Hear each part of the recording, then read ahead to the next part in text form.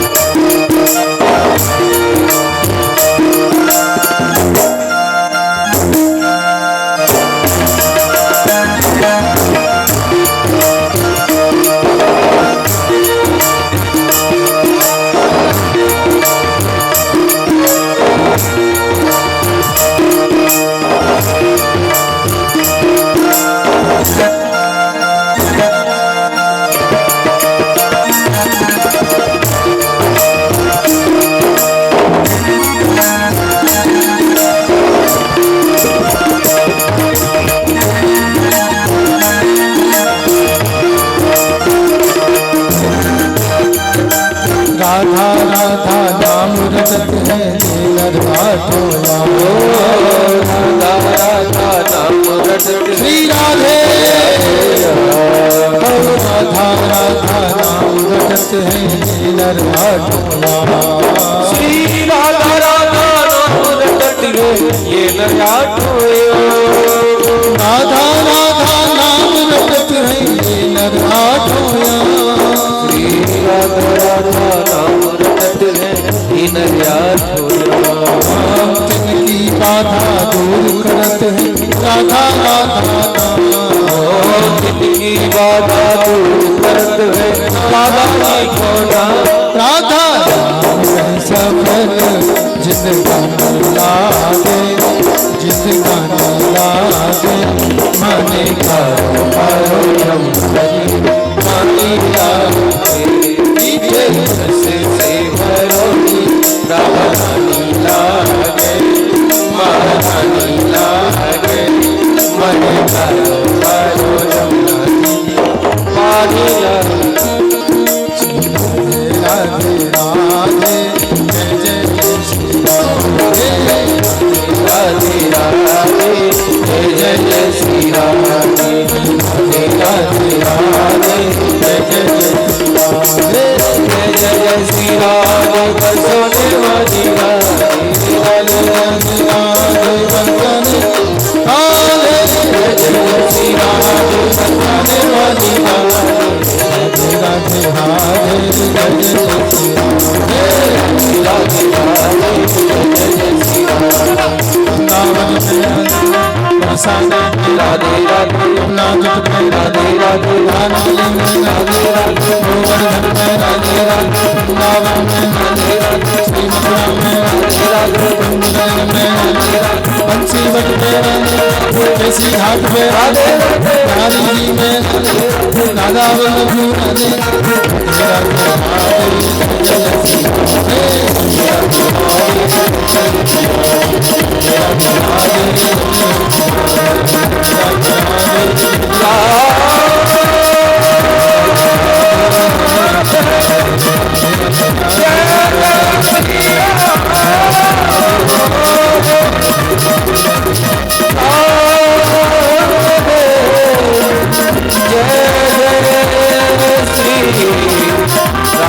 राम।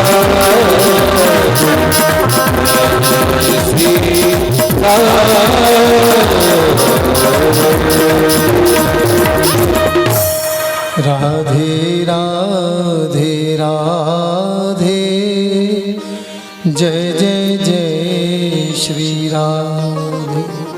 बोलो राधा रानी की जय। जय जय श्री राधे। नाम रख लिया राधा तो मिट गई सारी बाधा। बोल राधा रानी की जय। श्री द्वारका जी में बड़ा सुंदर आनंद। अब भगवान के नाती के विवाह की चर्चा। दादा दादी ये सोचते हैं कि हमारो नाती बड़ो है जावे और हमारे सामने नाती को ब्याह है। सबकी मनोकामना होती। ठाकुर जी के नाती के विवाह की चर्चा है। जितने भी विवाह हुए, जितने भी शादियां जब हुई, ना तो किसी की पीली चिट्ठी आई, ना लगन आई, ना टीका चढ़ा, ना फलदान चढ़ा, बस ऐसे ही चाई माई लइया पैया और शादी। तो जैसे भगवान की भई तैसे इनके नाती की भी भई। तो परंपरा कहाँ चली जाएगी। घटना एक घट रही है। एक बाणासुर की बेटी, उसका नाम उषा है। चित्रलेखा उसकी बहन है, उसकी सहेली है। मंत्री की बेटी चित्रलेखा बहुत सारी माया को जानती है, सब कुछ जानती है। तंत्र मंत्र जानने वाली चित्रलेखा उसकी सहेली है। एक दिन उषा ने सपने में देखा एक राजकुमार उसका आलिंगन कर रहा है। अतृप्त अवस्था में नींद टूट गई, सपना टूट गया। हा कांत हा कांत हा कांत। अरे उषे, हाँ बहना, तू कांत कांत किसको पुकार रही है? तेरे तो अभी ब्याह भी ना भयो है। कहती है मैंने सपने में एक राजकुमार देखा है। अच्छा, कैसा है? बोले मैं कैसे बताऊं कैसा है। चित्रलेखा ने चित्र बनाने प्रारंभ किए। सृष्टि में जितने भी देवी देवता सबके चित्र बनाए। पृथ्वी के जितने राजा महाराजे सबके चित्र बनाए। चित्र बनाते बनाते द्वारकाधीश का जब चित्र बनाया, हाँ ऐसा ही है, लेकिन ये नहीं है। ठाकुर जी के पुत्र प्रद्युम्न का चित्र बनाया, हाँ बिल्कुल ऐसे ही है, लेकिन ये नहीं है। और जैसे ही अनिरुद्ध का चित्र बनाया, अरे यही तो मेरे सपनों का राजकुमार है। चित्रलेखा ने बस सोते हुए अपनी माया के द्वारा पलंग सहित अनिरुद्ध को उठा करके उषा के राजमहल में पधराए दिए। अरे भैया मैं कहाँ गए? बोले महाराज आप अपनी महारानी के पास में आ गए हैं। पूरी बात बताई। तो बोले ठीक है चलो अच्छा। बोलो गोविंद भगवान की। उषा के साथ में अनिरुद्ध चौपड़ खेलने लगे, खूब आनंद के साथ में रहने लगे।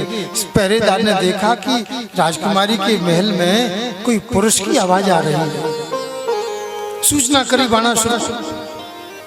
बाणासुर अपने दल बल के साथ में आया, देखा तो चौपड़ खेल, पकड़ लो इसे, बांध दिया, जेल में डाल दिया। परीक्षित ने पूछा, बोले महाराज ये बाणासुर? बोले हाँ बाणासुर है। ये भगवान भोलेनाथ का बड़ा परम भक्त है। ऐसी ऐसी भक्ति की भगवान भोलेनाथ ने 1000 भुजाएं दे दी इसको। पहले 2 हाथ से ढोलक बजाता था। भगवान बड़े प्रसन्न हुए। क्या चाहता है? बोले महाराज मेरी इच्छा है कि मैं 1000 हाथ पाऊं तो 500 ढोलक एक साथ बजाऊं। आप नृत्य करो, तांडव नृत्य करोगे तो मैं दम दम दम दम दम दम दम बड़ी जोर से ढोलक बजाऊंगा। और वास्तव में वो जब 500 मृदंग एक साथ बजाता था, भगवान बड़े प्रसन्न होकर के तांडव नृत्य किया करते थे। बड़े प्रसन्न हुए। भोलेनाथ वाह बाणासुर, तेरी इन भुजाओं का आज वास्तव में सही उपयोग हुआ है। चलो ठीक है। अब बाणासुर को कुछ दिनों बाद हाथों में खुजली मचने लगी। बोले बाबा 1000 भुजाएं दे तो दी आपने, अब इनसे ऐसा लगता है कि आपसे ही 2-2 हाथ कर लूं मैं। भोलेनाथ ने कहा वाह हमने ही भुजाएं दी, हमसे युद्ध करना चाहते हैं? मेरी बिल्ली मोसे में आऊं? भगवान ने एक झंडा दे दिया, ले झंडा ले जा।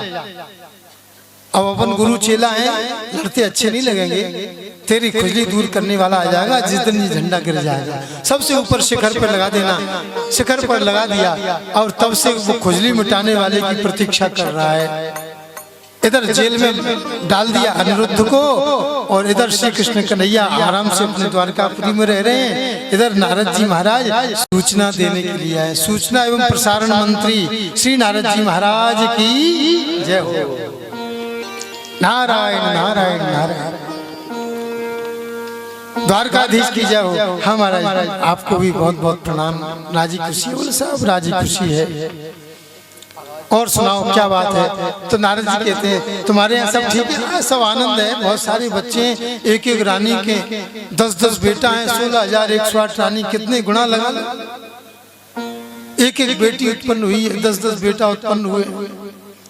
इतना बड़ा परिवार भगवान कृष्ण का। तो नारद जी कह रहे बोले बड़े परिवार को देख करके आप प्रसन्न तो बहुत होते हो, लेकिन बच्चों का पता है कि तुम्हारे बच्चे कहाँ हैं? नाती पंथी तुम्हारे बच्चे कहाँ खेल रहे हैं, कहाँ घूम रहे हैं, कुछ पता है? बोले नहीं, यही खेल रहे होंगे। बोले कहीं नहीं खेल रहे, एक रजिस्टर बनाओ, सबके नाम लिखो, सबकी हाजिरी करो रोज, कौन बच्चा कहाँ गया है सबको अटेंडेंस लिया करो। हे महाराज क्या कह रहे हो? बोले हम सही कह रहे हैं, तुम्हारा एक नाती 4 महीना से बाणासुर की जेल में पड़ा है और तुमको पता ही नहीं। ओ अब तो रोंगटे खड़े हो गए। द्वारकाधीश कृष्ण का नाती और बाणासुर की जेल में। महाराज आपने अच्छा बता दिया। हे उद्धव सात्यकी, बड़े बड़े योद्धा तैयार हो जाओ, अपनी यदुवंशी सेना चतुरंगनी सेना को तैयार करके और बाणासुर के ऊपर चढ़ाई करेंगे। ठाकुर जी की सेना भगवान गरुड़ पर सवार हो गए। सारी सेना रथ हाथी पैदल लेकर के सीधे बाणासुर के ऊपर अटैक, बाणासुर के ऊपर अटैक किया। सबसे पहले भगवान ने वो जो ध्वजा लगी थी, एक बाण मारा तो ध्वजा को नीचे उतार दिया। बाणासुर को पता चल गया कि आज मेरी खुजली मिटाने वाला आ गया है। भगवान भोलेनाथ भी दरवाजे पर पहरेदारी कर रहे हैं। भगवान भोलेनाथ से युद्ध होने लगा भगवान का। देखो भक्त के पीछे भगवान आपस में लड़ बैठे। भक्त की पहरेदारी कर रहे हैं भोलेनाथ। युद्ध होने लगा, भयंकर युद्ध हो रहा है। अब युद्ध में भगवान भोलेनाथ का बुखार, इधर श्याम सुंदर का बुखार माने ज्वर, शीतल ज्वर, दाहक ज्वर आपस में भयंकर लड़ने लगे। भगवान के वैष्णव ज्वर ने भगवान के शिव शंकर माहेश्वर ज्वर को पराजित कर दिया। हाथ जोड़ करके विनम्र विनती करने लगा, हे प्रभु रक्षा करो रक्षा करो रक्षा करो। त्रिशिरस्ते प्रसन्नोस्मि व्येतुते मज्वरात् भयम् यो नौ स्मरति संवादं तस्य त्वन्न भवेत्।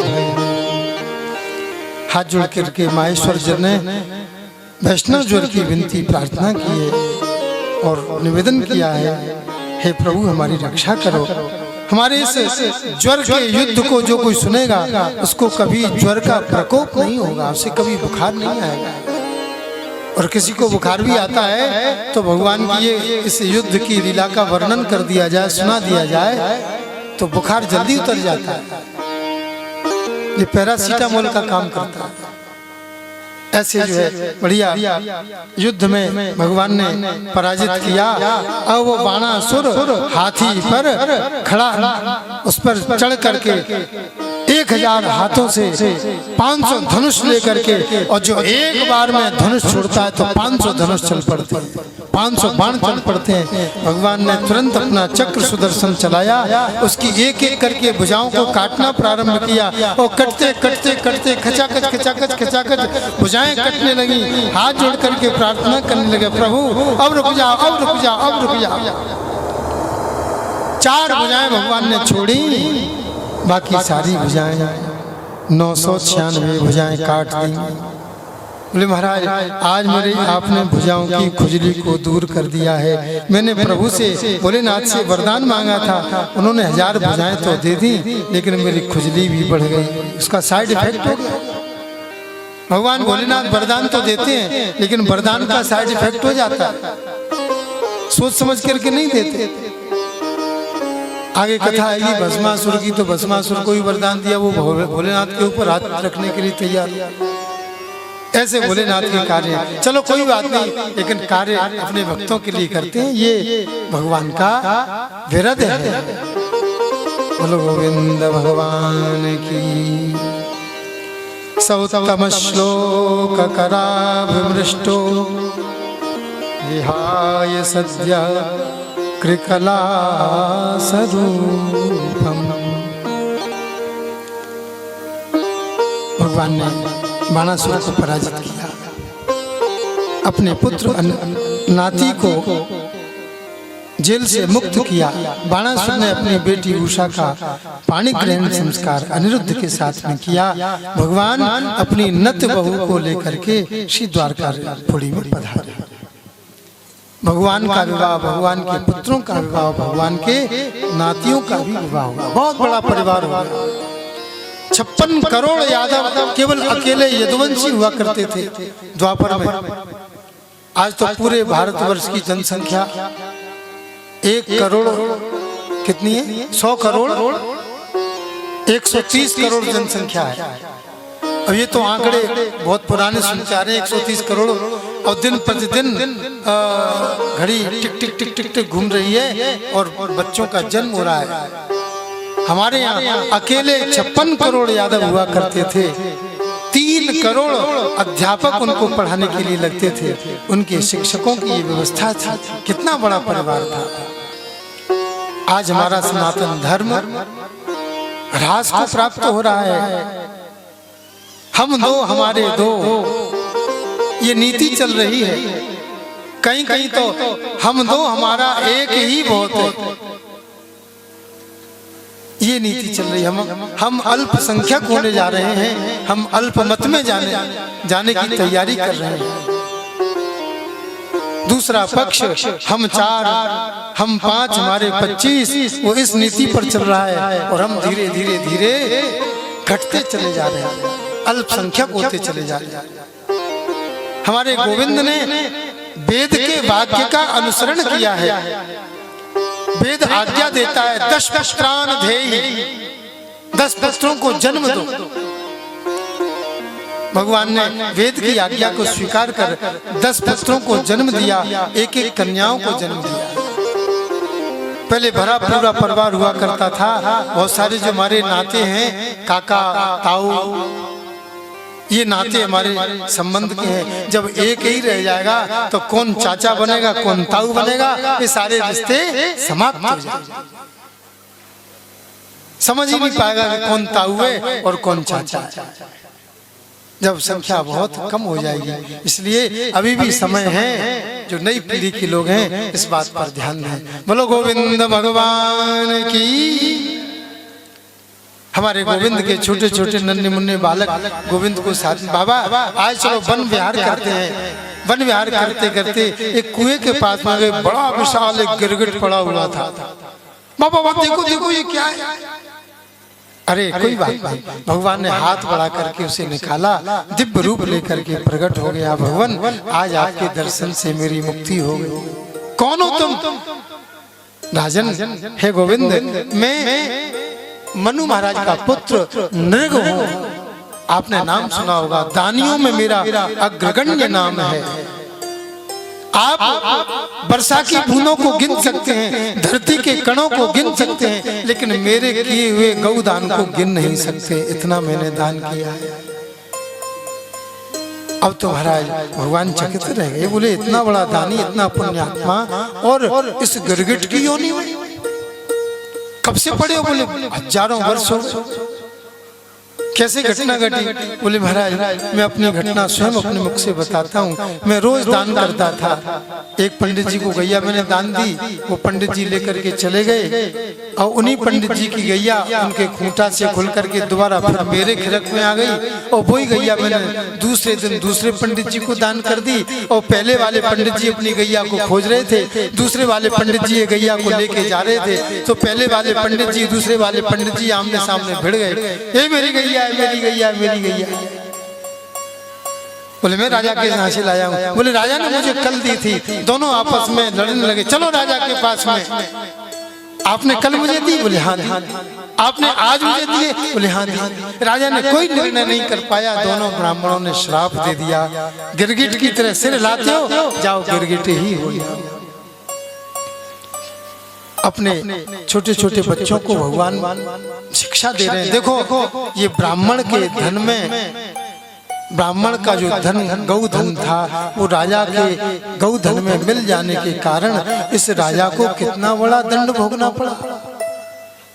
ब्राह्मण का धन ग्रहण नहीं करना चाहिए। देवता, ब्राह्मण, साधु, कन्या, इसके धन से दूर रहना चाहिए। स्वदत्ताम परदत्ताम वा ब्रह्मवृत्तिम हरे चया 6 वर्ष सहस्राणि विष्टायाम जायते कृमि।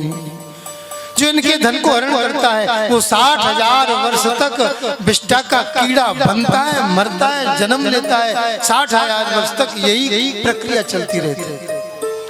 इसलिए भैया दूसरे के धन से दूर रहे, हाथ जोड़ लेना चाहिए। धन पराव विष से विष भारी और जननी समझा नहीं पर नारी। दूसरे के धन से हाथ जोड़ करके दूर हट जाना चाहिए। दूसरे का धन विष के समान मानना चाहिए, ऐसा हमारे शास्त्र कहते हैं। तो किसी ने कहा, बोले महाराज किसी ने ऐसा किया है, विष के समान माना है? तो संत जन कहते हैं, अरे ये पुरानी बात नहीं, इसी कलयुग की बात मैं तुम्हें बताता हूँ। एक रांका बांका नाम के बड़े भक्त हुए भगवान के। रांका बांका जंगल से लकड़ी लाते हैं और उन्हें बाजार में बेचते हैं। आधे से अपना भोजन करते हैं और आधे से संत महात्माओं को भोजन कराते हैं। बस इतने में आनंदित रहते हैं। नामदेव ने भगवान से कहा, हे प्रभु ये रांका बांका बड़े गरीबी में, बड़ी दरिद्रता में अपना जीवन व्यतीत कर रहे हैं, आप इनको कुछ धन दे दीजिए ना। हमारे ठाकुर जी कहते हैं, अरे नामदेव जी, रांका बांका ने आज तक हमसे धन मांगा ही नहीं, कुछ नहीं मांगा, धन नहीं मांगा, दौलत नहीं मांगी, बस नित्य प्रति भगवान का भजन मांगते हैं। सो कर रहे हैं भजन। नहीं नहीं महाराज, मेरी इच्छा है आप उनको धन दो। आप दोगे तो ले ले, ठीक है, तुम कहते हो तो हम देते हैं। सो भगवान ने रास्ते में सोने की मोहरों का ढेर लगा दिया। रांका बांका कुल्हाड़ी रस्सी लेकर के कंधा पर रख करके जंगल लकड़ी लेने के लिए जा रहे हैं। रांका आगे चल रहे हैं, पीछे उनकी पत्नी चल रही है और आगे सोने की मोहरों का ढेर देख रहे हैं। हे राम, ये सोने की मोहर मेरी पत्नी देखेगी तो उसका मन चंचल हो जाएगा। माताएं बहनें सोने को बहुत पसंद करती हैं, स्वर्ण के आभूषण उनको अत्यंत प्रिय है। क्या करूं, सो जल्दी जल्दी माटी चढ़ाने लगे राधे राधे। जल्दी जल्दी सोने के ढेर पर माटी चढ़ा रहे, इतने में पत्नी चली गई और क्या कहती है, कितने सुंदर वचन कहती है, माटी पर माटी चढ़ा रहे। काय पे चढ़ा रहे? माटी पर माटी चढ़ा रहे और बहा रहे क्यों स्वेद। स्वेद माने पसीना, स्वेट इंग्लिश में स्वेट और हिंदी में स्वेद, संस्कृत में भी स्वेद। स्वेद और स्वेट में ज्यादा कोई अंतर नहीं है। उसी से हम जो पहनते हैं गर्म कपड़े, उनका नाम स्वेटर होता है, स्वेटर। माटी पर माटी चढ़ा रहे और बहा रहे क्यों स्वेद, देखो तो पिए मोहर में माटी में क्या भेद। हाथ वहीं का वहीं रुक गया। धन्य है मेरी पत्नी, मेरी दृष्टि में सोना सोना था, माटी माटी थी, लेकिन इसकी दृष्टि में तो सोना भी माटी है और माटी तो माटी। बांका हो गई, नाम पड़ गया बांका। अरे तू तो और भी बांके की बांकी हो गई। जय हो। जंगल में आए लकड़ियां लेने के लिए, संयोग से उस दिन जब बरसात हो गई, सूखी लकड़ी मिली नहीं। अब नामदेव जी कह रहे हैं, हे प्रभु उन्होंने धन तो लिया नहीं, अब क्या क्या? तो को मैंने मना किया था ना, वो धन नहीं मांगता, धन लेगा नहीं। तो क्या करें? बोले महाराज ये गरीब लोग हैं, इस सोने की क्या कीमत समझेंगे? इनको तो वही लकड़ी दे दो तो वही उसी से अपना काम चला लेते हैं। जंगल में वर्षा हो गई है, प्रभु ऐसा करो 2 सूखी लकड़ियों के गट्ठे बना करके रख दो। भगवान को क्या लगता था, पल भर में बढ़िया शुद्ध सूखी लकड़ी के गट्ठे बनकर भगवान तैयार। राका बाका ढूंढ रहे हैं, सूखी लकड़ी मिल जाए, सूखी लकड़ी मिल जाए, लेकिन कहीं मिलती नहीं है। एक वृक्ष के नीचे 2 गट्ठा बने रखे हैं। राका कहता है देखो देखो ये 2 गट्ठे। बांका कहती है अरे किसी गरीब के होंगे, इनसे हाथ मत लगा। किसी गरीब के होंगे, इनसे हाथ मत लगाओ। महाराज ना तो लकड़ी मिली ना भोजन मिला, बेचारे भूखे ही घर में रहे। गोविंद जय जय गोपाल जय जय गोविंद जय जय गोपाल जय जय राधा रमण हरि गोविंद जय जय राधा रमण हरि गोविंद जय जय गोविंद जय जय गोविंद जय जय गोपाल जय जय। प्रभु का नाम स्मरण करते करते रात्रि बीती जा रही है। गोविंद के सामने भोग की थाली पहुंची है। नामदेव मेरे भक्त भूखे हैं, उनको भोजन कराओ। तुम्हारे कहने से मैंने सोने की मोहर दी, लेकिन वो भी नहीं ग्रहण की। आज पानी बरस गया तो सूखी लकड़ी भी नहीं मिली। आज जिसे बेच करके भोजन करते वो भी उनकी व्यवस्था नहीं बन पाई। आज मेरे भक्त तुम्हारे कारण भूखे हैं, मेरे भोग के थाल को ले जाओ, उनको भोजन भोजन। नामदेव बड़े प्रेम से उस थाल को लेकर के गए। कुंडी खटखटा रहे हैं और दोनों दंपति बैठ करके प्रभु के नाम की स्मरण कर रहे हैं। गोविंद मेरी यह प्रार्थना है, गोविंद मेरी यह प्रार्थना है, भूलू न मैं नाम कभी तुम्हारा, भूलो न मैं नाम कभी तुम्हारा, निष्काम होकर दिन रात निष्काम होकर दिन रात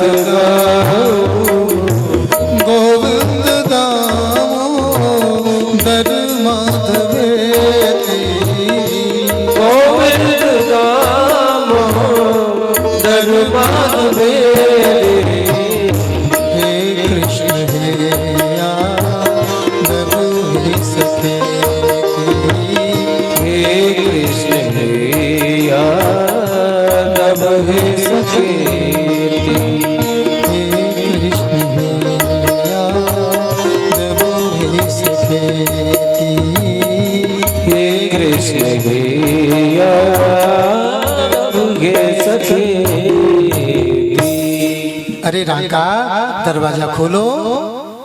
जो दरवाजा खोला सामने नामदेव खड़े हैं। ओ नामदेव जी पधारो पधारो। अरे राका ये तुम्हारे लिए ठाकुर जी ने प्रसाद पहुंचाया। राका बांका ने ठाकुर जी का प्रसाद मस्तक से लगाया, प्रभु का बार बार धन्यवाद दिया। प्रभु आप भक्तों के बड़े रखवाले हो। आज माया पिशाची का आपने दर्शन दिया, लकड़ी नहीं मिली, कुछ भी नहीं मिला, लेकिन आज कृपा करके आपने अपना प्रसाद भेज दिया। यही हमारी बड़ी प्रसन्नता है। बड़े प्रेम से उन्होंने प्रसाद किया। तो ये राका बांका ऐसे परम भक्त भय जिन्होंने इस चौपाई को चरितार्थ किया। जननी समझानहि प्रिय नारी, और धन पराव विष से विष भारी। पराया धन विष से भी विष होता है, इसको परित्याग कर देना चाहिए। लेकिन आज हमारी दृष्टि क्या है? बोले राम राम जपना सबको याद है? बोलो गोविंद भगवान की। नए बच्चों को याद नहीं हुआ क्योंकि उनके जमाने में होता ही नहीं था ऐसा, अभी हो ही नहीं रहा। ये तो पहले की बात है। राम राम जपना पराया माल, राका बाका पराई माल से तो दूर रहते हैं। आज भगवान ने अपने बच्चों को शिक्षा प्रदान कर दी, बेटा दूसरे के धन को अपने धन में मत मिलाना, और नहीं तो वह सर्वनाश कर देगा। वह गिरगिट की योनि को छोड़ करके शुद्ध रूप में भगवान के धाम को चला गया। इस प्रकार भगवान ने बढ़िया सुंदर लीला का दर्शन कराया। दाऊ जी ने कहा भैया बरसों हो गए, परसों की कह के आए थे, भैया यशोदा हमारी प्रतीक्षा कर रही होंगी, चलो चलो 2 महीने की छुट्टी मनाया, गर्मियों की छुट्टी में वहीं ब्रज में रहेंगे। कन्हैया कहते हैं दाऊ भैया मुझे बहुत सारे काम हैं, आप चले जाओ। मेरी तरफ से मैया को प्रणाम कहना, सबको दंडवत प्रणाम, सबको लाड़ प्यार करना। बस दाऊ भैया गए। मैया ने पूछा कन्हैया ना आयो? बोले मैया अब एक और काम रह गयो है, सुबह को पूरा करके आवे। अरे लाला कितने काम वो करेंगे, अब जाके कामन की कभी समाप्ति होती ही नहीं है, छुट्टी नहीं होती।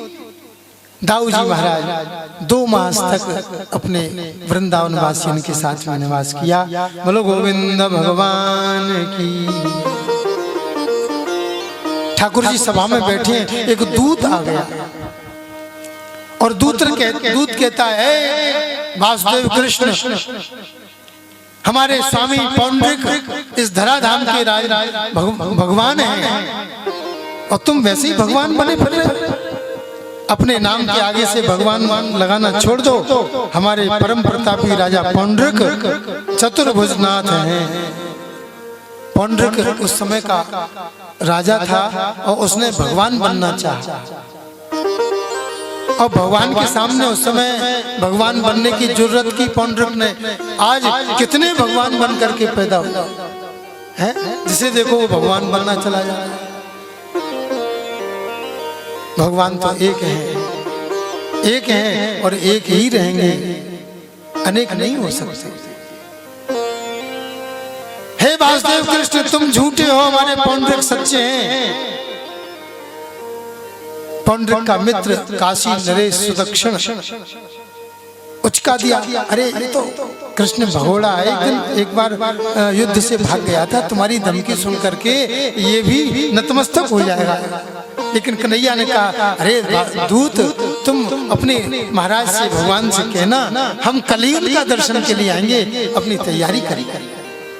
और दूत गया दौड़ा दौड़ा, बोले महाराज वो तो कल ही आने वाले। और पौंड्रिक घबराया, क्यों सुदक्षिण तुम तो कह रहे थे वो तो भगोड़ा है, वो तो डर के भाग जाएगा और भगवान स्वीकार कर लेगा, अब क्या करें? बोले अब क्या होगा, अब जो होगा सो देखें। भगवान पहुंच गए मिर्जापुर में, कारूस देश में पहुंच गए और पौंड्रिक भी सामने आ गया। कहो भाई भगवान कैसे हो? बोले मैं असली भगवान हूँ। बोले ठीक है अभी देखते हैं। और वो नकली चक्र 2 हाथ नकली लगा लिए हैं, 2 हाथ तो है ही, 2 हाथ नकली लगा करके उसने अपना चक्र चलाया और भगवान ने अपना असली चक्र चलाया और उसके मस्तक को गोविंदाय नमो सिर काट करके भूमि पर गिरा दिया। मित्र को भी समाप्त कर दिया, काशीपुरी का भी दाह कर दिया, सुदक्षिण की काशीपुरी को भी दाह कर दिया। कृष्णाय वासुदेवाय हरये परमात्मने प्रणतक्लेशनाशाय गोविंदाय नमो नमः। ये भगवानों की दशा है, नकली भगवान जाने कितने हो, लेकिन कोई कितने भी भगवान बन जाए, हमारे सनातन धर्म के श्री राम, श्री श्याम, परशुराम जो भगवान के अवतार हैं, इन अवतारों को झुटला नहीं सकते। बहुत सारी बातें, कई लोग जाने कितने पंथ के लोग, मजहब के लोग, हम ब्रह्मा को नहीं मानेंगे, हम विष्णु को नहीं मानेंगे, हम शंकर को नहीं मानेंगे, शपथ लेते हैं। मोबाइल पर, सोशल मीडिया पर ऐसी कई खबरें निकलती हैं। सामूहिक शपथ ग्रहण समारोह होता है, लेकिन चिंता नहीं करो, एक दिन जो शपथ ले रहे हैं और शपथ दिला रहे हैं वे सब काल की गाल में समाने वाले हैं। भगवान से विरोध करके कोई बच नहीं पाया है। ऐसी सुंदर ठाकुर जी की लीला। ठाकुर जी श्री द्वारका में प्रविष्ट हुए हैं, आनंद के साथ में रानी महारानियों के साथ में हास परिहास करते हैं, अपने जीवन को व्यतीत कर रहे हैं। एक दिन नारद जी के मन में आई, चलो ठाकुर जी की फजीती को देख आऊं। एक शादी होने पर तो मनुष्य भागा भागा फिरता है, इनकी कितनी शादियां हो गई, इनकी तो बड़ी फजीती हो रही हो। सो नारद जी महाराज भगवान की फजीती का दर्शन करने के लिए, उनकी व्यथा को देखने के लिए और रुक्मिणी जी के महल में पहुंचे। भगवान रुक्मिणी जी के महल में बैठे चौसर खेल रहे हैं। आओ नारद जी, आओ बैठो बैठो। अरे रुक्मिणी, नारद जी आए, इनका स्वागत सत्कार कर। नहीं नहीं प्रभु, बस बस बस आप खेलो खेलो, बस मैं तो आपका दर्शन के लिए आया था। वहां से निकले तो सत्यभामा के महल में पहुंच गए तो ठाकुर जी पलंग पर लेटे हैं, सत्यभामा चरण दबा रही है। अरे नारद जी आओ बैठो बैठो। नारद जी चक्कर में पड़ गए, जी तो वहां चौसर खेल रहे थे और अब यहाँ सत्यभामा की पलंग पर लेटे। नहीं महाराज, मैं दर्शन करने के लिए आया था। जामवती के महल में पहुंचे तो बच्चों के साथ में क्रीड़ा कर रहे हैं, खेल कर रहे हैं। ओ नारद जी कब के आए? और नारद जी चक्कर में पड़ गए। हे भगवान, मैं तो सोच रहा था कि भगवान परेशान होंगे, हैरान होंगे, लेकिन भगवान तो बड़े आनंद में हैं। अंत में नारद जी ने भगवान की उस योग माया को प्रणाम किया। धन्य प्रभु, जिस योग माया के सहारे आप सारे जगत पर राज्य करते हो, सबको मोहित कर लेते हो। आपने रानी महारानी पटरानी सबको अपने वशीभूत कर रखा है। धन्य आप और धन्य आपकी गृहस्थी। ऐसे भगवान की गृहस्थी का दर्शन करके नारद जी धन्य धन्य होकर के और चले गए। बोलो गोविंद भगवान की। हमारे ठाकुर जी प्रातः काल उठते हैं। प्रातः काल ब्राह्मे मुहूर्ते या निद्रा सा पुण्य क्षयकारिणी तां कुर्वाणो द्विजो मोहात् पाद कृच्छेन शुध्यति। ब्रह्म मुहूर्त में उठना चाहिए, ये नियम, ये अनुशासन ठाकुर जी ने हमको दिया। प्रातः काल हमें जल्दी उठना चाहिए। प्रातः काल उठ के रघुनाथा मात पिता गुरु नावे माता। बोले नहीं आज तो इतवार है, आज तो मुझे सोने दो, संडे का पूरा लाभ। नहीं नहीं, चाहे रविवार हो, चाहे काम हो, चाहे नहीं काम हो, जिस टाइम पे उठते हैं उस टाइम पे हमको उठना चाहिए। जो ब्रह्म मुहूर्त में सोता है उसके पुण्य नष्ट हो जाते हैं, उसके पुण्य नष्ट हो जाते हैं। इसलिए ब्रह्म मुहूर्त में उठ जाना चाहिए। हमारी परदादी 125 वर्ष की होकर के गई। जब 100 वर्ष की थी तब कुआं से पानी खींचती थी, हमने अपनी आंखों से देखा। नियम था, सर्दियां हैं तो अपनी खाट से उठकर नीचे बैठ गई, बोरी डाल दी और माला फेरने लगी। 4 बजे उठने का नियम था। सोती नहीं थी, वो जाग जाती थी, प्रभु का नाम लेती थी। 125 वर्ष की आयु पा करके इस धराधाम से शतायु हुई, बड़ा स्वस्थ शरीर था उनका।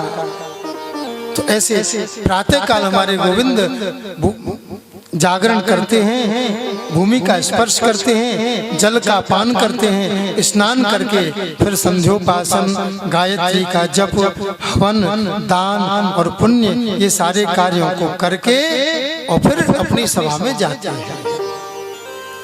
भगवान को क्या करने की जरूरत है? अरे वो तो भगवान है, दान पुण्य करने की क्या जरूरत है? तो हमें जरूरत इसलिए है, यदि हम अपने आचरण को सुधार लेंगे तो हमारा आचरण बच्चे देखते हैं। बच्चे नहीं जानते कि कण कण में भगवान बैठे, बच्चों को नहीं पता। हमें पता है कि कण कण में भगवान बैठे। अरे क्या करना, चाहे से रहो, चाहे खाओ पियो मस्त रहो, लेकिन बच्चों को ज्ञान देने के लिए हमें उस ज्ञान के सहारे गुजरना पड़ता है। भगवान गीता में कहते हैं कि जो श्रेष्ठ पुरुष आचरण करते हैं सयत प्रमाणम कुरुते लोकस्तदनुवर्तते यद्यत् आचरति श्रेष्ठस् तत्तद् देवेतरो जनाः। जो आचरण श्रेष्ठ पुरुष करते हैं उनके अधीनस्थ भी वैसा ही आचरण करते हैं। अगर हम अच्छे आचरण करेंगे तो हमारी संतान भी अच्छे आचरण करेगी और हम भी ऐसे ही ठीक है सब बढ़िया है तो वो भी सब बढ़िया हो जाएंगे। इसीलिए ठाकुर जी प्रातः काल उठते हैं, हवन करते हैं, दान करते हैं, पुण्य करते हैं। क्यों? बोले बच्चों पर संस्कार पड़ जाए। बस इसीलिए भगवान ये सारी व्यवस्था। एक सुधर्मा सभा में गए, 2 दूत आ गए। पहले दूत आया, बोले युधिष्ठिर महाराज यज्ञ कर रहे हैं, पूरे यदुवंशियन को निमंत्रण है राजसूय यज्ञ। दूसरा दूत आया, बोले महाराज जरासंध की जेल में 20,800 राजा कैद हैं, वे आपसे कैद से मुक्त कराने की याचना कर रहे हैं। अब ठाकुर जी विचार करते हैं, दोनों दूत आए एक ही टाइम पे, अब उनको कैद से मुक्त कराऊं कि राजसूय यज्ञ में जाऊं? उद्धव तुम ज्ञानी हो, बताओ क्या करना चाहिए मुझे? उद्धव ने कहा, बोले महाराज एक पंथ 2 काज, 2 काम है लेकिन रास्ता एक ही है। क्या रास्ता है? बोले राजसूय यज्ञ 10 दिशाओं को जीतने के बाद ही होता है। हम पहले यज्ञ में चलते हैं, वहां से 10 दिशाओं को जीतने के लिए प्रस्थान करेंगे, उसमें जरासंध की भी दिशा आ जाएगी। ठीक है दूत जाओ तुम, मैं आऊंगा। और भगवान अपने पूरे परिवार के साथ में राजसूय यज्ञ में पधारे। बोलो गोविंद भगवान की जय हो। यज्ञ का सूत्रपात हुआ है, शुभारंभ हुआ है, यज्ञ की भूमि प्रकट हुई है, भूमि पूजन हुआ है, यज्ञशाला बनवाई गई है, यज्ञशाला बन गई, सब तैयारी हो रही है। युधिष्ठिर भैया, हाँ कन्हैया, अरे तुमने राजसूय यज्ञ की तैयारी तो कर ली, जरासंध को जीत लिया क्या? अरे कन्हैया कहा बताएं, बस वही दुष्ट जीतने में नहीं आया, क्या करें? तो बिना जीते तो काम हो नहीं सकता। भगवान ने कहा चिंता मत करो, अब मैं अर्जुन और भीम मिल करके उसको परास्त करेंगे और फिर यज्ञ करेंगे। बस ब्राह्मण वेश बना करके तीनों चल दिए और मगध में जा करके भिक्षाम देहि, हे राजन हमको भिक्षा। जब से जरासंध की जीत हुई है तब से ब्राह्मणों का बड़ा परम भक्त है, रोज भिक्षा देता है।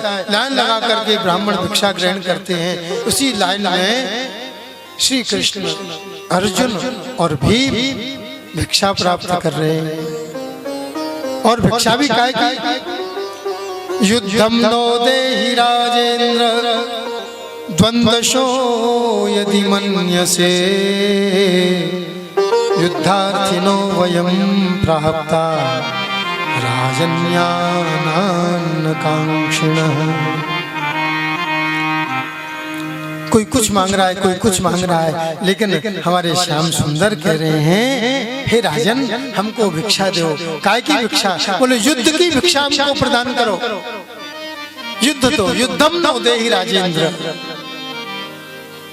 राजा ने, जरासंध ने बड़ी गौर से देखा, अरे ये कैसे ब्राह्मण है, लड़ाई झगड़ा मांग रहे हैं, ये ब्राह्मण नहीं हो सकते। जो गौर से देखा तो कुछ समझ में आने लगा। तो भगवान कहते हैं रुको रुको, ज्यादा दृष्टि मत डालो, हम अपना परिचय दे रहे हैं।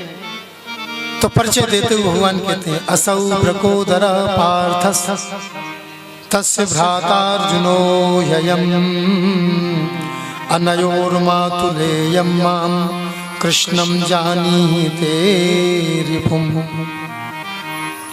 ये दादा भीम है, ये अर्जुन है और मैं इनके मामा का लड़का कृष्ण हूँ। जो कृष्ण कहा, अरे छलिया तू ही आ गया। समझ रहा था कि बहुत जाना पहचाना है, क्यों नहीं जाना पहचाना, 17 बार हरा करके भेजा, तुझे भूल जाऊंगा मैं? अच्छा अच्छा चलो, लेकिन तुम ब्राह्मण बन करके आए हो, इसलिए मैं तुम्हें युद्ध की भिक्षा देता हूँ, लेकिन तुम में से कौन युद्ध करेगा? भगवान कह रहे हैं मैं करूंगा युद्ध। जरासंध कहता है नहीं नहीं, तुम जैसे भगोड़े से मैं युद्ध नहीं करूंगा। रण छोड़ करके भागे, रण छोड़ दास हो गए तुम। अर्जुन भी मेरे एक हाथ का नहीं है, भीम हाँ मेरी बराबरी का है। 10,000 हाथियों का बल इसमें है और उतना ही मुझ में है। चलो इससे युद्ध कर सकता। बस अखाड़ा खुदवाया गया, बढ़िया चारों तरफ स्टेडियम जैसा बना करके बीच में अखाड़ा और मल्ल युद्ध प्रारंभ हो गया। मुष्टा मुष्टि केशा केशी भयंकर युद्ध होता है। और युद्ध होकर के जैसी संध्या काल हुआ तो युद्ध बंद हो गया। बढ़िया बैठते हैं, भोजन करते हैं और सवेरा होते ही फिर शत्रु बन जाते हैं। बहुत दिन बीत गए लेकिन कोई पराजित नहीं हुआ। भीमसेन ने कहा दादा हे कन्हैया, नड्डी हड्डी दुखने लगी, नस नस चमकने लगी, अब तो मैं थक गया। कन्हैया ने कहा दादा तुम ऐसा करो, युद्ध करते समय मुझे देखते रहा करो। तुम तो अपने बल के अभिमान में लगे रहते हो, जरा पीछे मुड़ करके नेक नेक मुझे भी देख लिया, मुझे देख। माम अनुस्मर युद्ध च, मेरा स्मरण करते हुए युद्ध करो। बस युद्ध हुआ। दूसरे दिन भगवान ने दाव पेच बताना प्रारंभ किया। दांतों चबाई और चबा करके बीच में से चीर दी। बस पता पड़ गया ओहो। अब तो ऐसा दाव लगाया कि जरासंध को नीचे पटका, पैर से पैर दबाया, हाथ से पैर दूसरा जो चीरा तो 2 भाग हो गए। बोलो गोविंद भगवान। लेकिन दोनों फिर जुड़ गए आपस में उठ कर के, भीम आया युद्ध कर। भीम घबरा गया, अरे जी क्या पैदा हो गया। कन्हैया ने कहा बोले कोई बात नहीं, आज भीमसेन थके हारे हैं। दादा कन्हैया आज मैं बड़ा थक गया हूँ। भगवान ने कहा बस कल का दिन और है, कल और देख लेना मुझे। बस कल की बात तो विजय हो ही जाए। भगवान ने कर पर सहा सुग्रीव शरीरा। जैसे सुग्रीव लड़के आता था, हाथ थक जाता था, भगवान पीठ पर हाथ फेरते थे तो फिर तनवा पुलस गई सब पीरा, पूरा शरीर वज्र के समान हो जाता था। गोविंद ने भीमसेन के पीठ पर हाथ फेरा, सारी थकान दूर हो गई और दूसरे दिन फिर युद्ध करने के लिए तैयार। फिर दांतन चबा रहे हैं और चबा करके बीच में से चीर दिया। इधर का हिस्सा इधर फेंका, इधर का हिस्सा इधर फेंका। पहले ऐसे फेंक दिया था, दोनों आकर के जुड़ गए, लेकिन अब ऐसे फेंका तो दोनों आए तो पास में लेकिन जुड़ नहीं पाए। और गोविंदाय नमो, प्राण पखीर हो गए। गोविंद की जय, अर्जुन की जय, भीमसेन की जय जयकार हो गई। भगवान ने 20,800 राजाओं को गेंद जेल से मुक्त करवाया और सहदेव को गद्दी पर बैठाया। जरासंध के बेटा का नाम सहदेव है। 20,000 राजाओं ने भगवान की स्तुति की है। कृष्णाय वासुदेवाय हरे परमात्मने प्रणतक्लेश नाशाय गोविंदाय नमो नमः। युद्ध में जीत करके और चले आए। यज्ञ प्रारंभ हुआ है। यज्ञ प्रारंभ करने से पहले युधिष्ठिर ने सबको जिम्मेदारी सौंपी। बड़ा कार्य है, अकेले से संभालने नहीं हो सकता, इसलिए सबको जिम्मेदारी दी। भीम भैया बोले हाँ, आप भोजन की व्यवस्था देख लें। भोजन की व्यवस्था किसको दी जाती है? जो ज्यादा खाता हो उसको भोजन की व्यवस्था दी जाती है। थोड़े खाने वालों को भोजन की व्यवस्था दी। अरे ज्यादा क्या करोगे बनवा के? तो जो ज्यादा खाता है वो ज्यादा बनवाता भी है और ज्यादा बनता है तो फिर कमी पड़ती नहीं है। कमी नहीं पड़ती कभी। बस भीमसेन भीमो महानसाध्यक्ष। द्रौपदी तुम क्या करोगी? बोले मैं अपनी सखियों के साथ में भोजन परोसूंगी।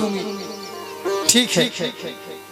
युधिष्ठिर भैया आप यज्ञशाला में स्वाहा स्वाहा करना।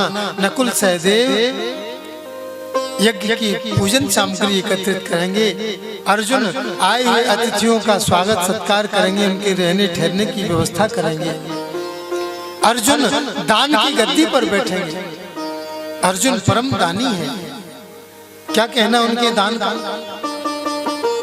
अर्जुन को दान की गद्दी पर और दुर्योधन को खजांची बना दिया जाएगा।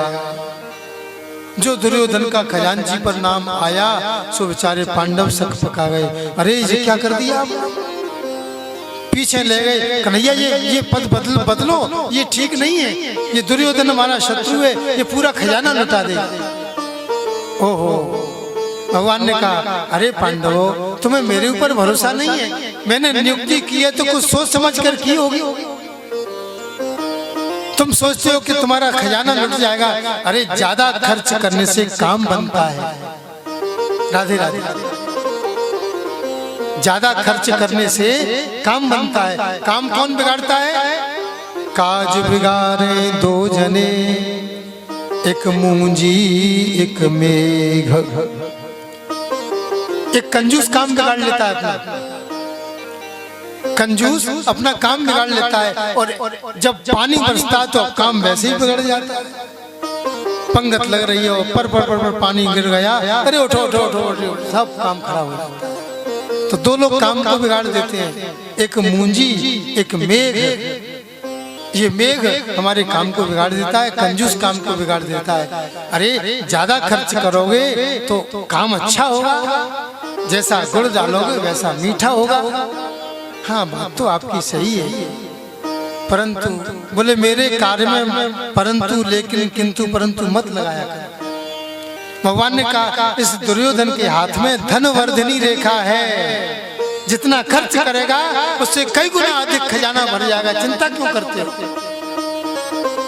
भगवान ने कहा तुम्हारा ये मन कच्चा नहीं होना चाहिए।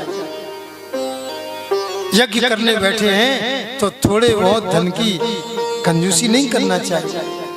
जब गंज में आग लग गई तो पूरी बचाने से क्या फायदा? जब पूरे गंज में आग लग गई तो फिर पूरी बचाने से क्या फायदा? एक सेठ जी ने विचार किया कि मैं यज्ञ करूंगा। गुरुजी के पास में पहुंचा, गुरुजी खेत पे थे। गुरु माता ने कहा खेत पे चले जाओ। गुरुजी के यहाँ पहुंचा, प्रणाम किया, गुरुजी अब थोड़ा बहुत मैंने कुछ धन इकट्ठा कर लिया है, मेरी इच्छा है, बुढ़ापा भी आ गया है, अब मैं यज्ञ कर लूं। यज्ञ गुरुजी से निवेदन किया। गुरुजी ने कहा भैया मेरे पास पंचांग नहीं है, घर पर रखा है, पंचांग का थैला ले आना और साथ में गुरु माता से कह देना कि एक मटका शुद्ध गाय का घी दे दें। जो इतना कहा, बोले बाबा गुरुजी ये घी का क्या करोगे? दाल बाटी बनाओगे? नहीं तुम लेके आओ, जो भी कुछ करेंगे सो कर लेंगे। सेठ जी करे, गुरु माता गुरुजी ने पंचांग का थैला और एक मटका घी मंगाया है। वाह क्या बात है। थैला लेकर के आई और एक की जगह 2 मटका घी लाकर लाई और कहा लो इसको ले जाओ। तो सिर पर रखकर सेठ जी पहुंचे वहाँ खेत में हार में और कहा गुरुजी ले उतरवाओ। गुरुजी ने नीचे उतरवा के दोनों घड़े रखे। पंचांग का थैला, बोले पंचांग। गुरुजी ले पंचांग खोलो, बोले पंचांग बाद में खुलेगा, ऐसा करो ये घी पूरा खेत में डाल दो। ओ जी क्या कह रहे हो गुरुजी? शुद्ध गाय का घी है, सुगंध आ रही है, आनंद आ जाएगा अगर दाल बाटी छिन जाएगी तो। अरे नहीं दाल बाटी के लिए और देख लेंगे, पहले तुम खेत में डालो। अब खेत में डाले तो हाथ कपने लगे। गुरुजी को गुस्सा आई, अरे दूसरे का घी और तेरे हाथ कप रहे। छुड़ा करके अपने हाथ से पूरा खेत में दोनों मटका पटक दिए। गुरुजी क्या कर दिया? गुरुजी कह रहे हैं जाओ अपने घर पे, अब कोई यज्ञ नहीं होगी ना कोई पंचांग देखा जाएगा। जब तेरे दूसरे का घी खर्च करने में हाथ कप रहे हैं, जब अपना खर्च करेगा तब क्या स्थिति होगी? और तेरी घरवाली ऐसी हो, एक मांगे और 2 दे तो यज्ञ करना, और नहीं तो घर जाकर चुपचाप बैठना। बोलो गोविंद भगवान की। ऐसे ऐसे यज्ञ किया जाता है। यज्ञ का विधान प्रारंभ हुआ। बोले सबको काम बांट दिए।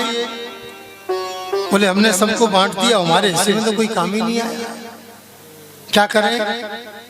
बोले महाराज आप ही अपने हिसाब से कोई काम चुन लो। तो भगवान ने कहा अरे पांडवों, हम जितने भी संत महात्मा आएंगे, जो अतिथि अभ्यागत मेहमान आएंगे, उनके चरणों की सेवा करेंगे और उनकी जूठी पत्तलों को उठा करके दूर फेंकेंगे। ये हमारी सेवा है। बोलो गोविंद भगवान की। ठाकुर जी की कितनी सुंदर सेवा है।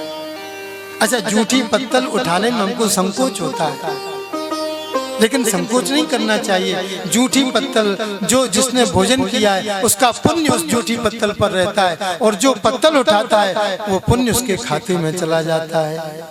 भगवान ने जानबूझ करके एक पुण्य अपने ऊपर अर्जित करने के लिए जूठी पत्तल उठाई। अब यज्ञ का शुभारंभ हुआ। स्वाहा स्वाहा स्वाहा स्वाहा। पूर्णाहुति होने जा रही है, और पूर्णाहुति होने के बाद में बहुत सारे ऋषि मुनि, सिद्ध गंधर्व, राजा महाराजा और बड़े बड़े वीर योद्धा बैठे हैं। अब अपने मित्रों की, अपने इन संत महात्मा अभ्यागतों की विदाई करने का समय आया है। मैं सबसे पहले किसको तिलक करूं, किसको लिफाफा दूं, किसको शॉल उड़ाऊं, किसकी पूजा करूं। सबसे पहले तो जरासंध का बेटा उठकर कहता है, अरे इसमें सोचना क्या, जहाँ श्याम सुंदर बैठे हों तो वहां पर तो सोचना ही नहीं चाहिए। सबसे पहले गोविंद का पूजन करो। भीष्म पितामह उठ करके खड़े, हाँ सहदेव सही कह रहा है, गोविंद की पूजा करो। जो पितामह खड़े हुए तो शिशुपाल भी खड़ा हो गया। देखो देखो देखो, कैसी सभा है। सभा वृद्धों से शोभित होती है। ये बड़े बूढ़े नीति की बात नहीं करते, अनीति की बात करते हैं। ये इस कृष्ण की पहले पूजा करने का विधान बना रहे हैं। ये कोई सही बात है? इस जरा सा लड़का सहदेव ये क्या जाने श्रेष्ठ और अश्रेष्ठ, ये जानता नहीं है। और ये बूढ़े, इनको बहुत बहुत बुढ़ापा आ गया। भीष्म पितामह ये भी उनकी बात का अनुमोदन करते हैं। अरे इसमें क्या गुण है? कोई गुण नहीं है। गांव का ग्वाला गंवार, कितने अवगुण कहूं। अब महाराज शिशुपाल ने गालियां देना प्रारंभ कर दिया। चिढ़ा तो बैठा था, वैसे ही बेचारा रुक्मिणी जी के हरण के कारण दुखी था। आज इसने अपनी भड़ास निकालना प्रारंभ कर दिया, और भगवान चुपचाप सुनते चले जा रहे हैं। किसी ने पूछा, प्रभु ये आपको गाली दे रहा है, आपको क्रोध नहीं आ रहा? बोले नहीं नहीं, हमको नहीं आता क्रोध। अरे कितनी कुफर गाली बक रहा है, और आप क्रोधित नहीं हो रहे? बोले नहीं हो रहे। बोले क्यों नहीं हो रहे? बोले एक बात है इसके पीछे, रहस्य। क्या रहस्य? बोले मैंने इसकी माता को वचन दिया है, ये 100 गाली भी देगा तो मैं इसको मारूंगा नहीं। अब बस 100 गाली की प्रतीक्षा कर रहा हूँ, अभी तो थोड़ी हुई है। हाँ भैया और दे। जब 99 गाली हो गई तो भगवान ने सावधान किया, शिशुपाल सावधान हो जा। शिशुपाल कहता है, सावधान? जब तू इतने पे मेरा कुछ नहीं बिगाड़ सका, उखाड़ सका, तो अब 100 पे क्या कर लेगा? 100 भी गाली दी, फिर भगवान ने सावधान दिया, देख अब सीमा समाप्त हो चुकी है। शिशुपाल ने कहा, ओहो अरे तू तो वैसे ही बग्याई मारने वाला है, तू मेरा कुछ बिगाड़ नहीं सकता। और जो 101 भी गाली दी, भगवान उठे और तुरंत चक्र का आह्वान किया, और चक्र चल करके खच खच खच खच मस्तक भेदन किया। उसकी प्राण ज्योति निकली और भगवान में ही विलीन हो गई। बोलो गोविंद भगवान की, बोलो शिशुपाल हारी भगवान की। सारा समाज देख करके दंग रह गया कि दुष्ट गाली देने वाला और भगवान में विलीन हो गया। तब कहा, द्वारपाल हरि के प्रिय दो, और जय और विजय जान सबको। ये वही द्वारपाल हैं भगवान के। जय और विजय पहले जन्म में हिरण्याक्ष हिरण्यकश्यप बने, दूसरे जन्म में रावण कुंभकर्ण बने, और तीसरे जन्म में शिशुपाल और दंतवक्त बने हैं। आज भगवान ने अपने भक्त जय विजय को, जय को अपने धाम में पहुंचाया है, और जो दंतवक्त है वो विजय को भी भगवान आगे पहुंचाएंगे। हाहाकार मच गया। शिशुपाल के मित्र मंडली उसके शव को ले जाकर के उसका अंतिम संस्कार किया। यज्ञ संपन्न हुआ, यज्ञ का अवभृत स्नान हुआ। सब लोग अपने अपने घर के लिए प्रस्थान करने लगे, और सब राम राम श्याम श्याम करके अपने अपने घर को पधारे। सारे द्वारकावासी अपने श्याम सुंदर का दर्शन करते हैं। गोविंद अपनी बांसुरी के द्वारा सबको मोहित कर लेते हैं। जब शाम तेरी बंसी पागल कर जाती है, जब शाम तेरी बंसी पागल कर जाती है, मुस्कान तेरी मीठी घायल कर जाती है। शाम तेरी बंसी पागल कर जाती है, जब शाम तेरी बंसी पागल कर जाती है, मुस्कान तेरी मीठी घायल कर जाती है। सोने की होती तो ना जाने क्या करती, सोने की होती तो न जाने क्या करती, सोने की होती तो ना जाने क्या करती, सोने की होती तो न जाने क्या करती।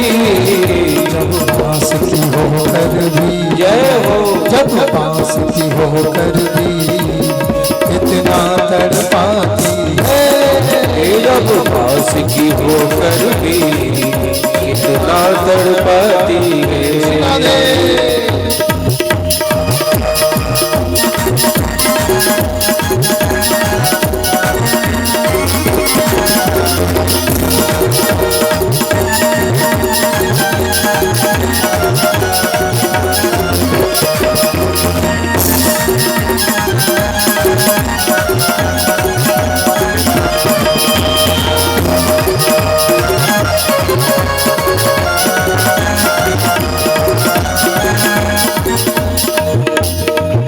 गोरे यदि होते तो ना जाने क्या करते, गोरे यदि होते तो न जाने क्या करते, गोरे यदि होते तो ना जाने क्या करते, ओ गोरे यदि होते तो न जाने क्या करते।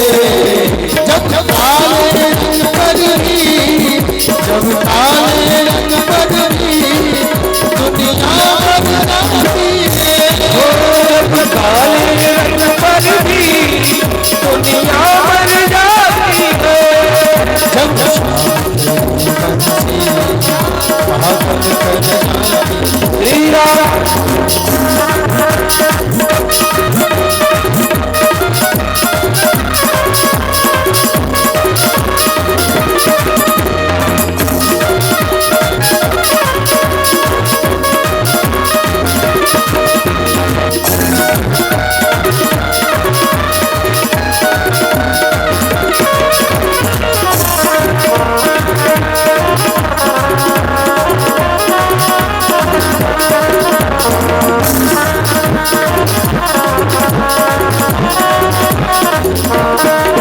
कभी आस रचाते हो गीता सुनाते हो, कभी रास रचाते हो गीता भी सुनाते हो, कभी आस रचाते हो गीता सुनाते हो, ओ कभी रास रचाते हो गीता भी सुनाते हो।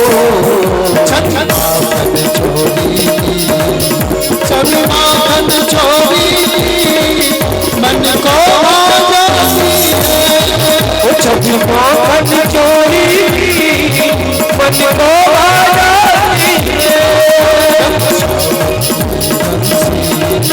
पागल कर जाती है, जब राम तेरी बंसी पागल कर जाती है।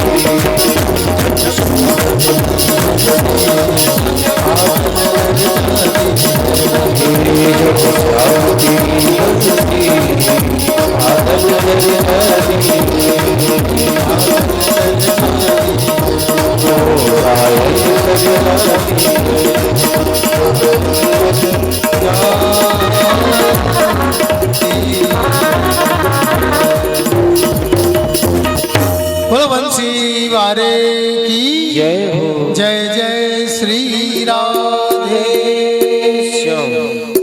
समस्त द्वारकावासी द्वारका में आनंद के साथ में विश्राम कर रहे हैं और हमारे राम भी अब विश्राम का समय हो गया है। थोड़ी देर का कथा का विश्राम करेंगे। नारायण नारायण नारायण श्रीमन्नारायण नारायण नारायण श्रीमन्नारायण नारायण नारायण श्रीमन्नारायण नारायण नारायण लक्ष्मी नारायण नारायण नारायण लक्ष्मी नारायण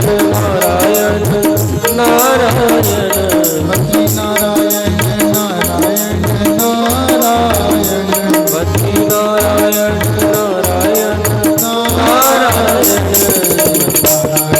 नारायण नारायण नारायण भक्ति नारायण नारायण नारायण जो नारायण नाम जपत है जो नारायण नाम जपत है जो नारायण भजन करत है जो नारायण भजन करते मात पिता कुल तारायण हरि हरि मातु पिता कुल तारायण नारायण नारायण नारायण श्रीमन्नारायण नारायण नारायण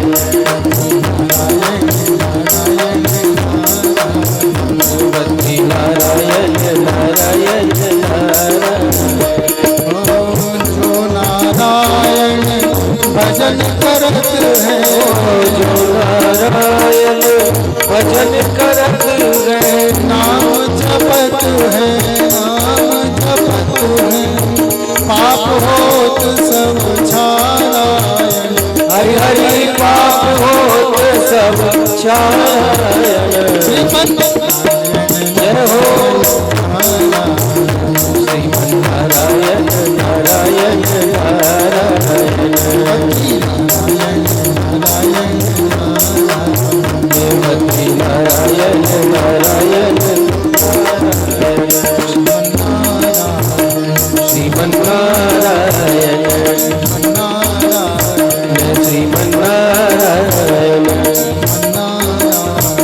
श्रीमन्नारायण बोलो गोविंद भगवान की जय जय जय श्री राधे। आइए कथा में लौटें। भगवान की कथा चल रही है। विश्राम से पहले भगवान ने अपने जय विजय नाम के दो पार्षद उनमें से एक जो शिशुपाल बने हैं आज उनका उद्धार किया। शाल इत्यादि विदुरथ इनके मित्र हैं, दंतवक्त्र इनके मित्र हैं। ये सारी मित्र मंडली शिशुपाल के पद का बदला लेने के लिए भगवान से युद्ध करने के लिए पधारे। भगवान ने विदुरथ, दंतवक्त्र, शाल्व इन सब का संहार करके और इस धराधाम के भार को उतारा। जब जब हो धर्म के हानि बाढ़े असुर अधम अभिमानी तब तब धरे प्रभु मनुज शरीरा हरहि कृपा निधि सज्जन पीरा। हमारे गोविंद तब तब धरे प्रभु मनुज शरीर मानव रूप लेकर के और अपने संत भक्तों की रक्षा करने के लिए मानव स्वरूप धारण करते हैं। ऐसे हमारे ठाकुर जी, ठाकुर जी अनेक रूप धारण करते हैं, भक्त के हिसाब से बन जाते हैं। मेरा भक्त किस रूप में कहाँ कब मुझे बुलाना चाहता है, भगवान दौड़े दौड़े चले जाते हैं। धना भगत की प्रीत पुरवली, जिणरो खेत निपायो रे।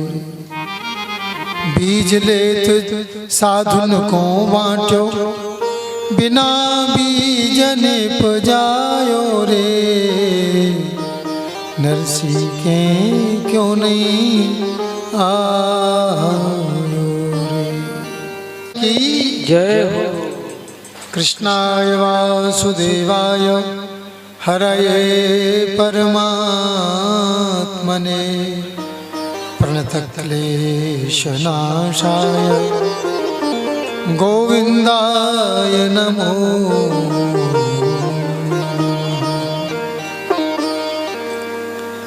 एक बार नैमिषारण्य तीर्थ में शौनक आदि 88 ऋषि मुनि बैठे हैं और महाराज सूत जी उनको कथा श्रवण करा रहे हैं।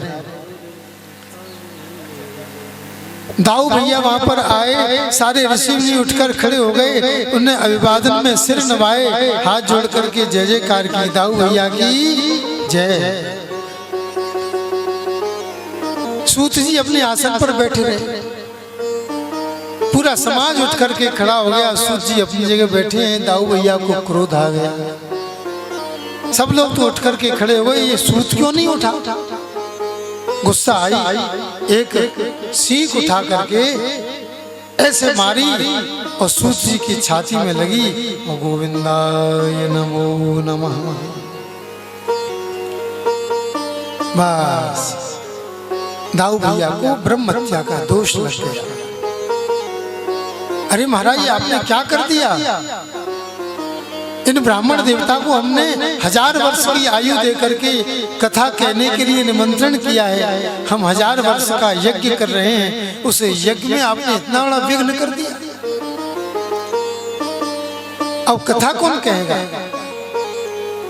दाऊ भैया कहते हैं मैं इनको जीवित कर दूं। ना ना, जीवित करने की जरूरत नहीं है, जो एक बार गया सो गया। लेकिन अब इनके पुत्र को इनकी गद्दी पर बैठा दो, उसको दीर्घायु प्रदान करो। बस यही आपके पाप का प्रायश्चित है। और संपूर्ण विश्व में जितने भी तीर्थ हैं, उन सब तीर्थों में स्नान करके आओगे, तभी आपका पाप नष्ट होगा। तुम्हारा ऋषियों के कहने पर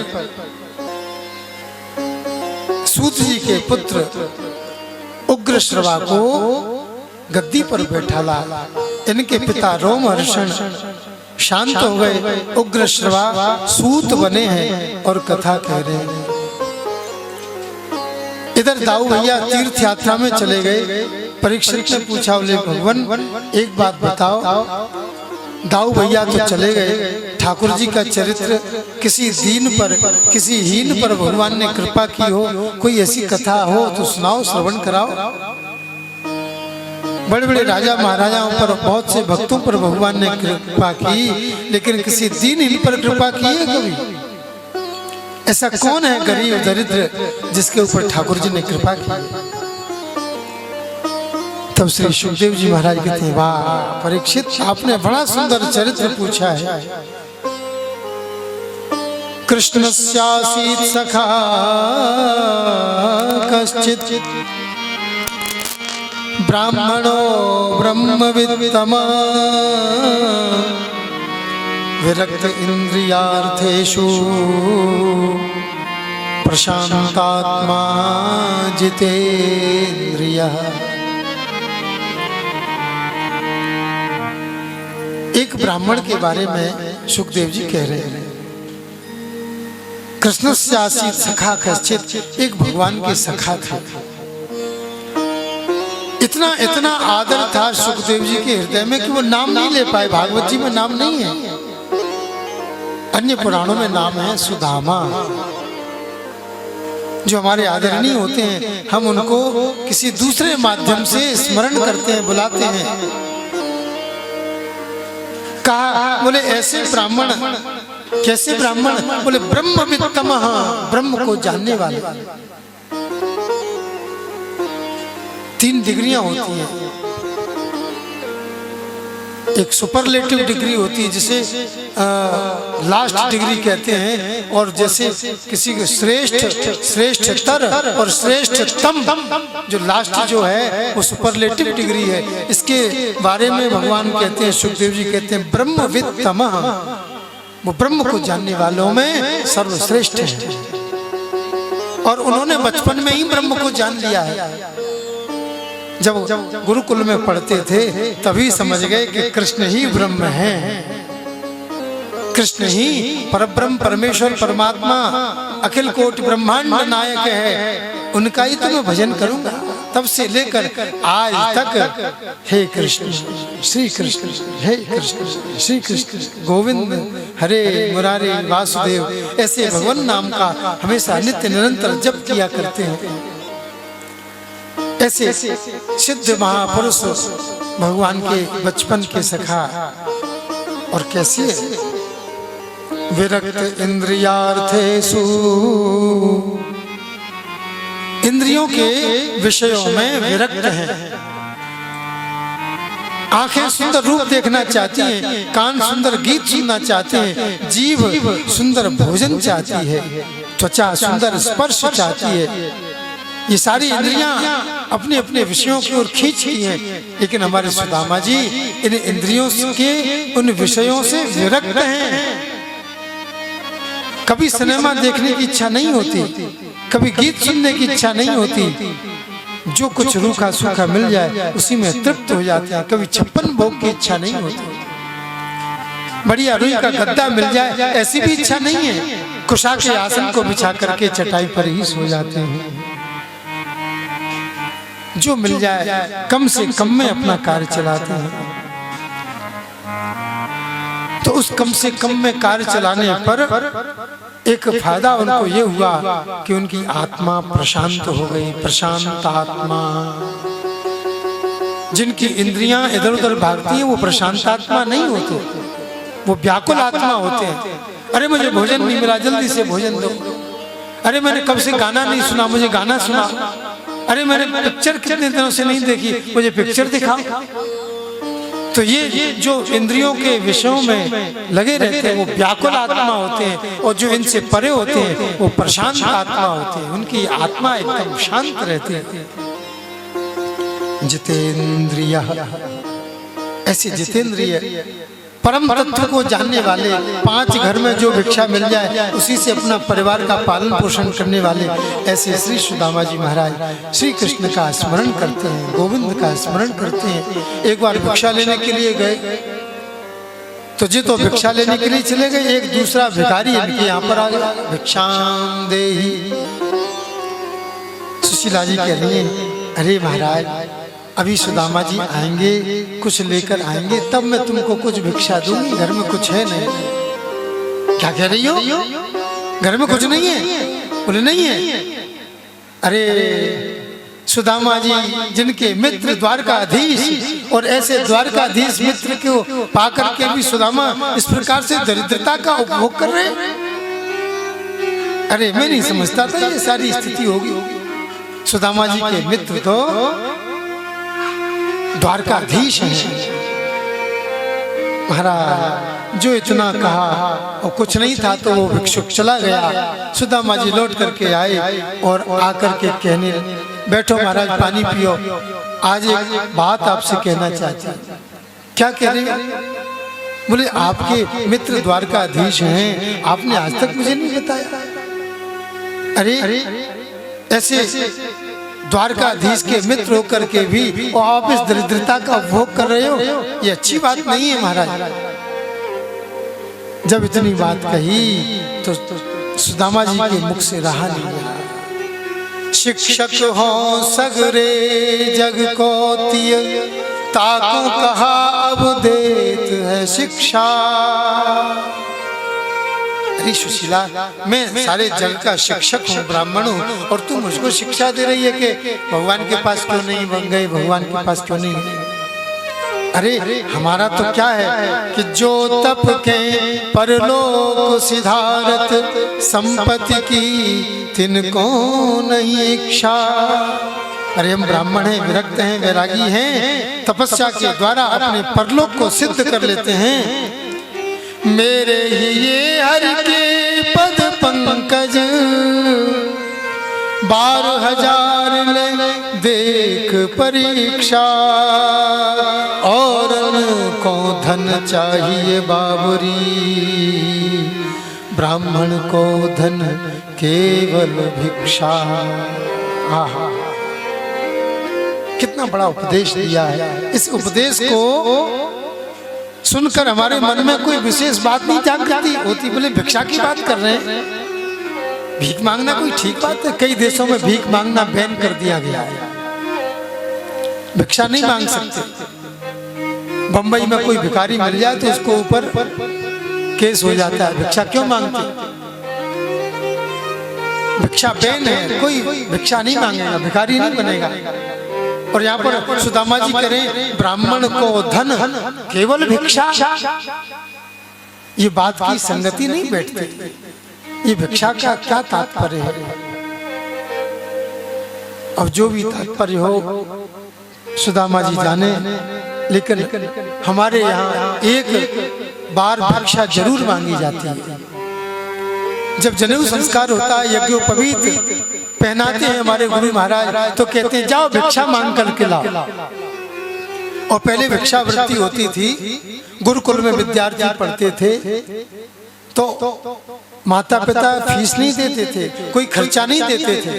क्या होता था, कैसे पालन होता था? बोले जो विद्यार्थी है वो भिक्षांदेहि, भिक्षाटन करके वो जो कुछ अन्न ग्रहण करते थे अपने गुरु को निवेदन करते थे, गुरुजी भी पाते और विद्यार्थी भी पाते, और निःशुल्क भिक्षा का, निःशुल्क शिक्षा का प्रचार प्रसार हुआ करता था। भिक्षावृत्ति एक ऐसी वृत्ति है जो गुरुकुल के छात्रों के द्वारा की जाती थी। भिक्षावृत्ति में आटा मिल जाता है, कभी भोजन बना हुआ मिल जाता है, कभी कुछ मिल जाता है।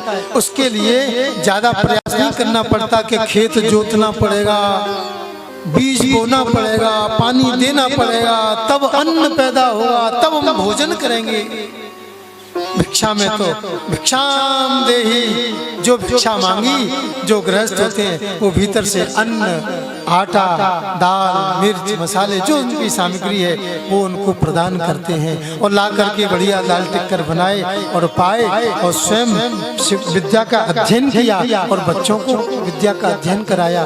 ये भिक्षावृत्ति, इस वृत्ति के द्वारा ज्यादा कुछ काम नहीं करना पड़ता, बस लाए, बनाए, खाए और फिर विद्याध्ययन और भजन में लग गए। कोई खेती वेती जोतने की जरूरत नहीं पड़ती थी, बड़ा सरल काम हुआ करता था।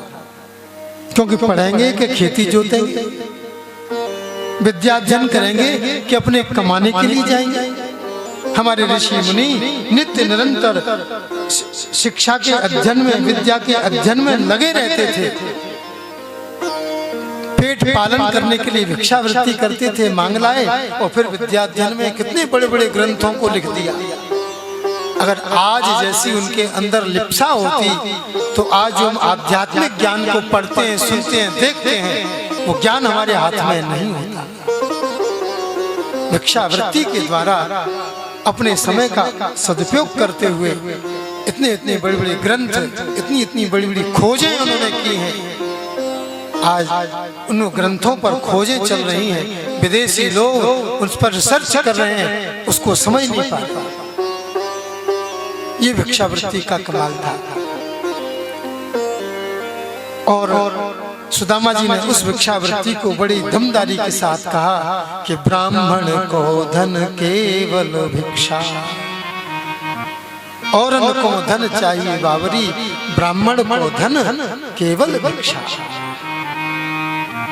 कृष्णाय वासुदेवाय हरे परमात्मने प्रणतक्लेशनाशाय गोविंदाय नमो नमः।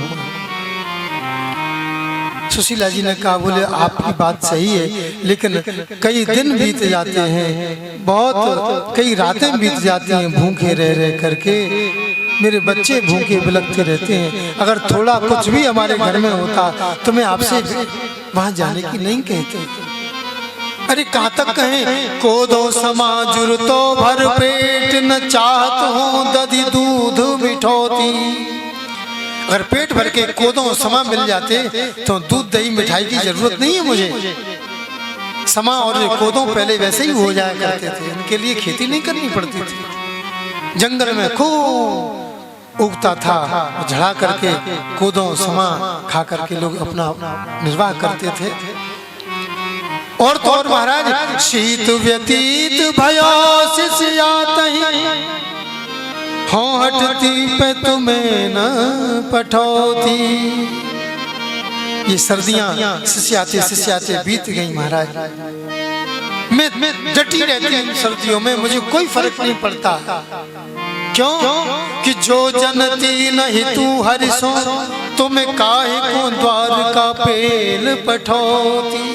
जो मैं यदि नहीं जानती कि द्वारकाधीश आपके मित्र हैं तो काय को आपसे कहती कि द्वारका जाओ द्वारका जाओ द्वारका जाओ। मेरे स्वामी जागर से कबहू न गयो, पिय फूटो तवा और टूटी कठौती। ये टूटा फूटा तवा, टूटी फूटी ये कठौती, इसमें आटा भी नहीं मलता ढंग से। अगर मुझे पता नहीं चलता कि गोविंद आपके मित्र हैं तो मैं आपसे कभी नहीं कहती। मैं सर्दी में सिसियाती रहती, मैं भूखी मरती रहती, अपने बच्चों को भी इसी प्रकार से रख लेती। लेकिन मेरा मन अब अधीर हो गया है आप गोविंद के दर्शन के लिए। बार बार कहती है द्वारका जाओ द्वारका जाओ द्वारका। सुदामा जी कहते हैं अरे विपत्ति में जो मित्र के घर जावे वो तो कपूत है कपूत, मैं क्या उससे धन मांगने के लिए जाऊंगा। महारानी सुशीला कहती बोले अरे मांगना तो हमारा धर्म है, भिक्षावृत्ति है। जब इन साधारण पुरुषों से आप भिक्षावृत्ति कर लेते हो तो भगवान से मांगने में क्या बुराई है। दाता एक राम भिखारी सारी दुनिया, दाता एक राम।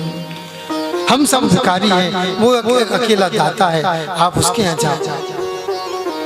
अरे बाबरी वो दाता तो है लेकिन मेरा मित्र भी है, सखा भी है, और सखा में बराबरी होती है, मित्रता में बराबरी होती है।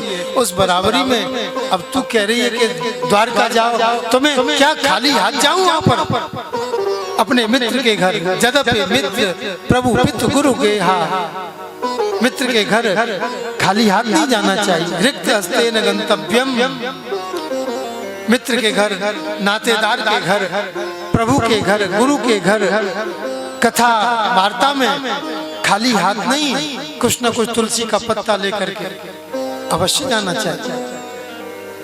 तू बार बार कह रही है अरे हमारे पास देने के लिए क्या है श्याम सुंदर को, वो राजा अधिराज है, हीरे जवाहरात मोती पन्ना माणिक पुखराज रत्नों की ढेरियां हैं, चारों तरफ फर्श में जड़े हैं, दीवार में जड़े हैं, जय जयकार हो रही है।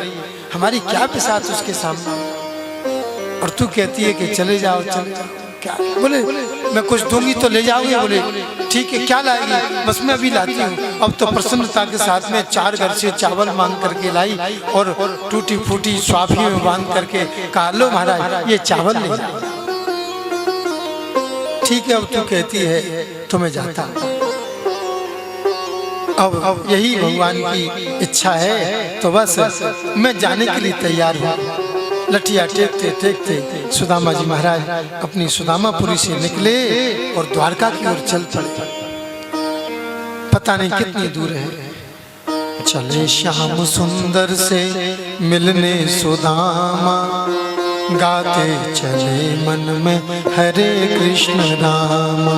चले श्याम सुंदर से मिलने सुदामा, गाते चले मन में हरे कृष्ण रामा। चले श्याम सुंदर से मिलने सुदामा, गाते चले मन में हरे कृष्ण रामा। चले श्याम सुंदर से मिलने सुदामा, गाते चले मन में हरे कृष्ण रामा। हरे कृष्ण रामा हरे कृष्ण रामा हरे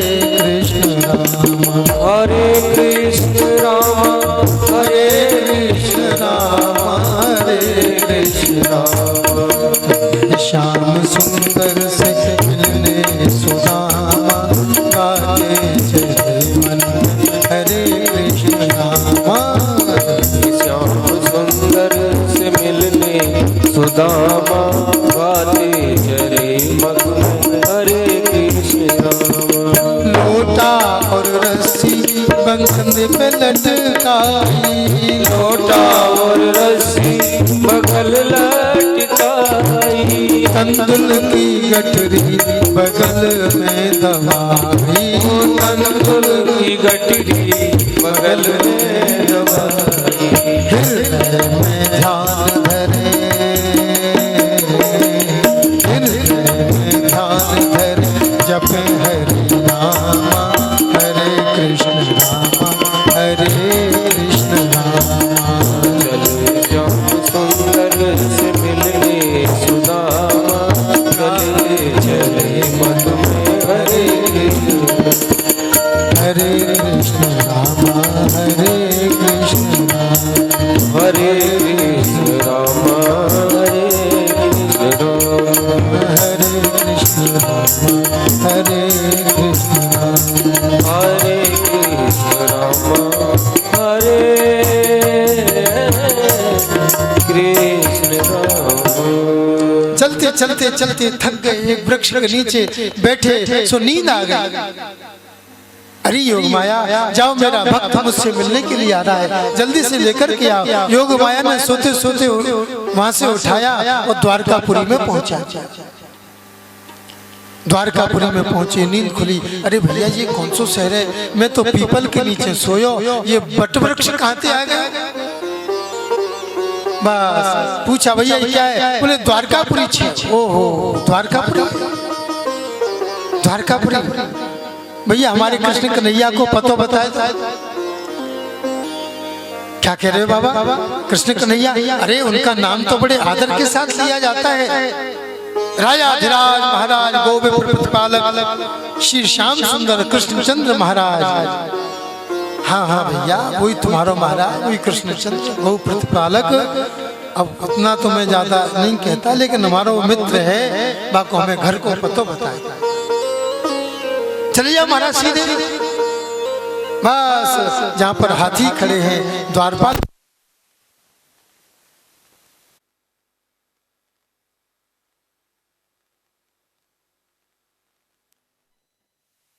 बोलो गोविंद भगवान की जय जय जय। हमारे श्याम सुंदर पधार रहे हैं, उनके लिए बढ़िया आसन पर बैठे। ये बगल में बैठेंगे कि बीच में बैठेंगे? बीच में लगा।